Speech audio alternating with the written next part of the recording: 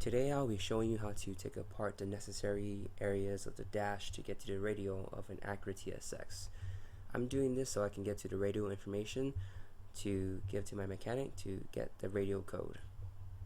So the first thing you want to do is get your pry tool or flathead screwdriver, like in my case, and go to the right hand side of the dash and pry that wooden piece from the right side and go from right to left.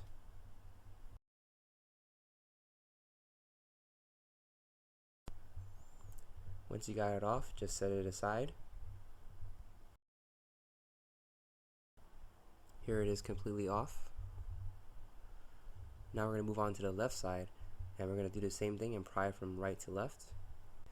Once you have the left piece off, you notice that there are screws on the left and right hand side. You'll have to take these off. My car doesn't have them because the previous owner probably never put them on after he took them off.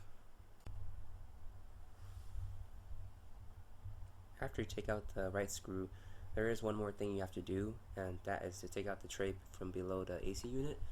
It's not pictured, but there are two screws from underneath the AC unit that you have to take out once you remove that center tray.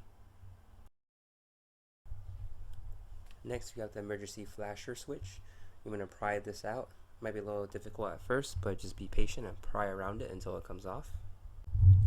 Once you have it off, just unclip the connector and set the switch aside. Now in the AC vents, there's also a screw that you have to take out as well.